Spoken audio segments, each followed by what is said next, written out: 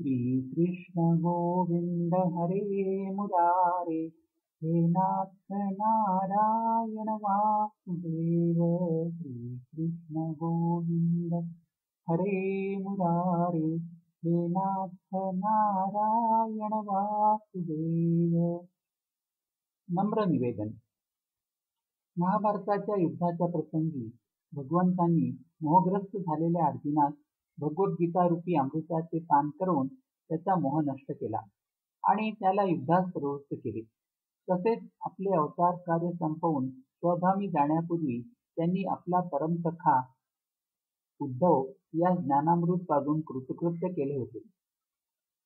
हा उपदेश उद्धव गीता या नावाने प्रसिद्ध आहे।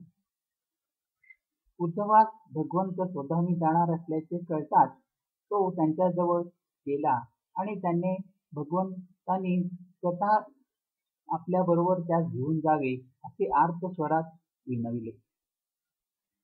त्याला भगवंतांच्या क्षणभर विरहाची सुद्धा कल्पना करवत नव्हती। अशा मोहग्रस्त झालेल्या उद्धवास भगवंतांनी विस्तृत स्वरूपाचा उपदेश केला। तो केवळ एकट्या उद्धवासाठीच नव्हता, तर या भूतलावरील समस्त जडजीवांच्या उद्धारासाठी तो होता। ज्याप्रमाणे भगवद्गीतेसाठी अर्जुन एक निमित्त मात्र होता, त्याचप्रमाणे उद्धव गीतेसाठी उद्धव हा केवळ निमित्त मात्रच ठरला होता। प्रत्यक्ष भगवंताच्या मुखातून निघालेला हा उपदेश ध्वनिमुद्रित करण्याचा हा प्रयत्न त्या दयाघन परमेश्वराच्या प्रेरणेने आणि कृपा प्रसादाने करीत आहे। हेच त्यांच्या चरणी श्रद्धाभावाने समर्पण करीत आहे। हरि ओम तत्सत, हरि ओम तत्सत, हरि ओम तत्सत। अध्याय पहिला। श्रीकृष्ण दर्शनार्थ देवांचे द्वारकेमध्ये आगमन। भगवंतांना निजधामी येण्याची सर्व देवांची प्रार्थना। समस्त देव देवतांच्या प्रार्थनेनुसार भगवंतांनी पृथ्वीवर श्रीकृष्ण रूपाने अवतार घेऊन दुष्टांचे हनन आणि शिष्टांचे रक्षण तसेच धर्माची स्थापना करून भूमीचा भार हरण केला होता। अशा प्रकारे त्यांनी पृथ्वीवर नियोजित केलेले कार्य संपन्न झाले होते। यावेळी भगवंतांनी स्वधामी परत यावे अशी विनंती करण्यासाठी तसेच भगवंताच्या अतिमंगलमय अशा सगुण रूपाचे दर्शन घेण्यासाठी ब्रह्मदेव, सनतकुमार, देवादिदेव महादेव, देवराज इंद्र, आदित्य नारायण, 8 वसु, अश्विनी कुमार त्यांच्यासह गंधर्व, यक्ष, किन्नर, मरुद्गण, सिद्ध, चारण द्वारकेमध्ये प्रविष्ट झाले। द्वारका नगरीचे वैभव काय सांगावे। ती सर्व प्रकारच्या संपत्ती आणि ऐश्वर्याने समृद्ध असून भगवंतांच्या वास्तव्यामुळे अलौकिक अशा दीप्तीने दैदिप्यमान होत होती। भगवंताच्या रूपमाधुर्याचे निर्निमेष नयनांनी दर्शन घेतल्यावर सुद्धा देव देवतांचे नयन तृप्त होत नव्हते। स्वर्गातील अतिसुवासिक आणि सुंदर फुलांनी त्यांनी भगवंतांचे पूजन केले आणि स्तुती करण्यास प्रारंभ केला।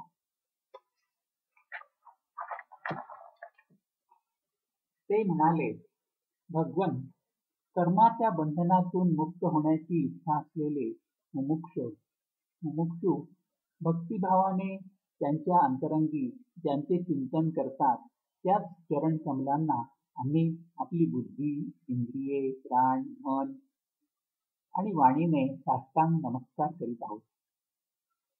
हे भगवंत, आपण मायावित सत्व, रज, तम या त्रिगुणात स्थित होऊन या अचिंत्य नाम रूपात्मक प्रपंचातील त्रिगुणमयी मायेद्वारा आपल्या आपणाचच रचना करता, पालन करता आणि अंती संहार करता। पालन हे सर्व करीत असताना आपण कोणत्याच कर्माने लिप्त होत नाही, कारण आपण राग, द्वेषादी दोषांनी सर्वदा मुक्त आहात आणि आपल्या निरावरण अखंड स्वरूप भूत परमानंदात मग्न असता। हे प्रभो, आपण जनसमुदायाच्या पाप विमोचनासाठी 2 प्रकारच्या नद्यांचे प्रवाह प्रवाहित करतात. एक तर आपल्या अमृतमय लीलांनी भरलेली कथा नदी आणि दुसरी आपल्या चरण प्रक्षालनाच्या जलापासून निघालेली गंगा नदी.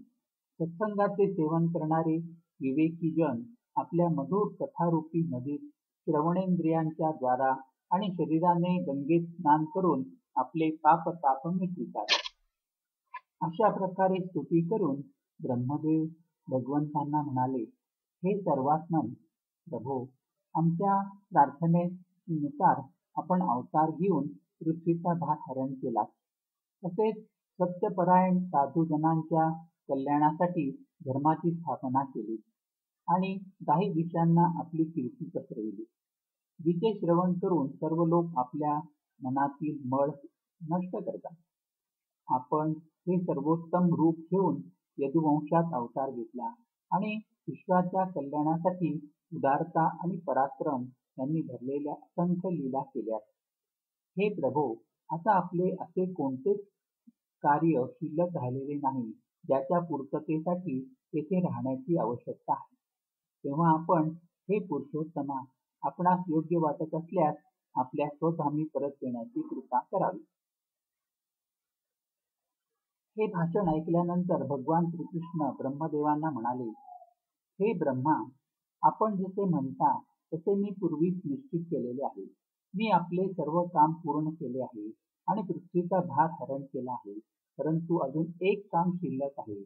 यदुवंशी बळ, विक्रम, वीरता, शूरता आणि धनसंपत्ती यामुळे अत्यंत उन्मत्त झाले आहे. ते संपूर्ण पृथ्वीस ग्रासून टाकणार असे दिसते आहे. आता ब्राह्मणांच्या शापामुळे या वंशाचा नाश प्रारंभ झालेला आहे. यांचा अंत होताच मी स्वधामी जाईन.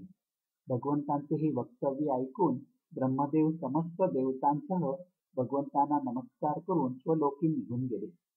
त्यांचे गमन होताच द्वारका नगरीत मोठमोठे अपशकुन होऊ लागले. ते पाहून यदुवंशीय ज्येष्ठ श्रेष्ठ गण भगवान श्रीकृष्णांकडे आले. भगवंतांनी त्यांना आपले प्राण वाचविण्यासाठी परमपावन अशा प्रभास क्षेत्री तत्काळ जाण्याचा सल्ला दिला. त्याप्रमाणे सर्व आपापल्या रथात स्वार होऊन प्रभास क्षेत्री रवाना झाले. यावेळी भगवंताचे परमसखा उद्धवाने यदुवंशीयांची प्रभास क्षेत्री जाण्याची तयारी पाहिली आणि भगवंताची आज्ञा ऐकली. तसेच तेथे होणारे घोर अपशकुन सुद्धा पाहिले. त्यावेळी ते एकांतात बसलेल्या भगवंताकडे गेले आणि त्यांच्या चरणांवर नतमस्तक होऊन अत्यंत श्रद्धाभावाने म्हणाले, हे योगेश्वर, आपल्या लीलांचे श्रवण कीर्तनाने जीव पवित्र होतो. आपण सर्वशक्तिमान परमेश्वर आहात. आपली इच्छा असती तर आपण ब्राह्मणांच्या शापास मिटवू शकला असता, परंतु आपण तसे केले नाही. यावरून मला वाटते की यदुवंशीयांचा संहार करून त्यांना समेटून या लोकाचा आपण परित्याग करणार आहात. परंतु हे श्यामसुंदरा, मी अर्ध्या क्षणासाठी सुद्धा आपल्या चरणकमलांचा त्याग करण्याची कल्पना करू शकत नाही. हे माझे जीवन सर्वस्व, माझे स्वामी, आपण मलाही आपल्या धामी घेऊन चला.